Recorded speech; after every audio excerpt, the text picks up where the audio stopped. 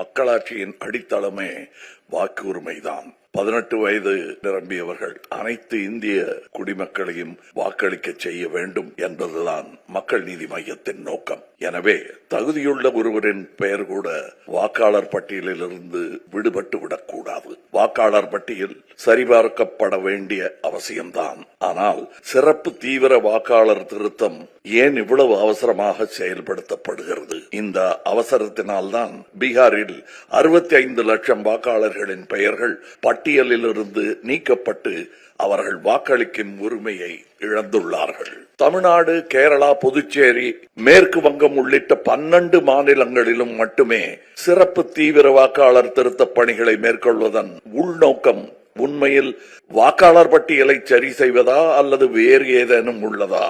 இந்திய தேர்தல் ஆணையத்தின் மீதான நம்பிக்கை வரலாற்றில் இல்லாத அளவுக்கு குறைந்து விட்டது.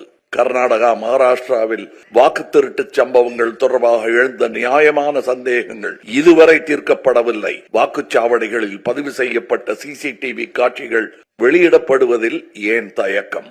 அலுவலர்கள் சென்றபோது வீட்டில் ஆளில்லை என்று கூறியோ அபத்தமான காரணங்களை தெரிவித்தோ தகுதியுடைய ஒருவரின் பெயரை கூட பட்டியலில் இருந்து நீக்கிவிடக் கூடாது. சிறப்பு தீவிர திருத்த பணி வாக்காளர் பட்டியலில் உள்ள குறைகளை தீர்க்க வேண்டும்.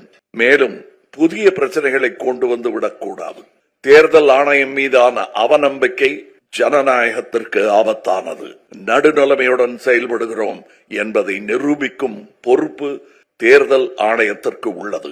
எனவே அவசர கோலத்தில் சிறப்பு தீவிர வாக்காளர் திருத்த பணிகளை மேற்கொள்ளாமல் நிதானமாகவும் முழுமையாகவும் இப்பணியை 2026 தமிழ்நாடு சட்டமன்ற தேர்தல் முடிந்த பிறகு மேற்கொள்ள வேண்டும் என்பதே மக்கள் நீதி மையத்தின் நிலைப்பாடு.